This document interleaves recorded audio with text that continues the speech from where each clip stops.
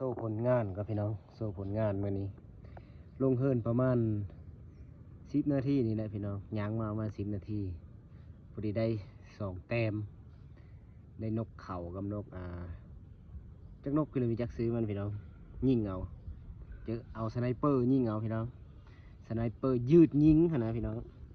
มาเบิ่งผลงานพี่น้องนี่2 โตพี่น้องสไนเปอร์เขานี่พี่น้องสไนเปอร์คู่ใจสไนเปอร์คู่ใจพี่น้องได้2 แต้มอันนี้นะนี่นกเขาน้อยพี่น้องก็นกเขาไปละนกเขาสว่าบ่นกเขาน้อยมันห้องกลุกลุกลุกกุ๊กกุ๊กขนาดมันห้องต่างกับนกเขาใหญ่แต้มนี้พอดีเข้าตามาเลยพี่น้องเลยถือตาถือโหมาเลยบาดเดียวแล้วปิวแว่งแล้วพี่น้องนึกอะนกพิรวานนี่วะนี่พี่น้อง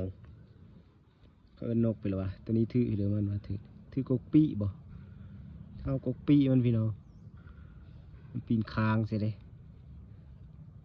จักก็นกไปเลยที่คือแหลวเนาะสีคล้ายๆจะคือนกกดห้อยนี่แหละ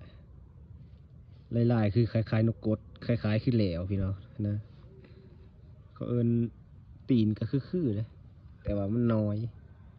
ตีนน้อยมันก็ซบผัดมีจะคือไปเลยซบมันนะขี้ซบมันนะพี่น้องนี่นะเบิ้งดูนกไปเลยนี่พี่น้องเบิ้งซอยกันดูพี่น้อง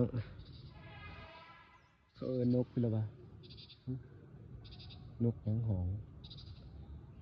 เจนแว่นเนาะพี่น้องนกไปแล้ววะนกเซนเว่นได้น้องหองไปเลยพี่น้อง2 แต้มพี่น้องนี่นะนี่สู้ผลงานวันนี้พี่น้องผลงานผู้ไทยใส่เลาะ2 แต้มพี่น้องนี่เจอสไนเปอร์คู่ใจฮะพี่น้องได้2 แต้มงามๆเลยนกหองอีกแล้วพี่น้องก็นกไปแล้วนกอันนั้นวะ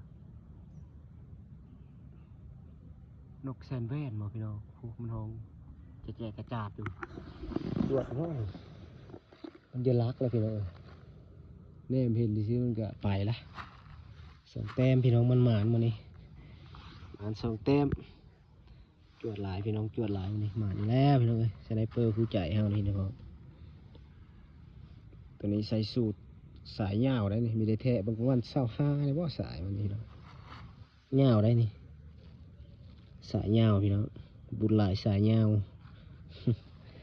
บุญหลายสายยาวซะ2 แต้มพี่น้องเพื่อนหูจักซื้อนกอันนี้คอมเมนต์บอกได้เลยพี่น้องเด้อนี่มีจักเขานกไปเลยนี่นะมีจักซื้อมันหูจักอันนี้ก็นกเขาน้อย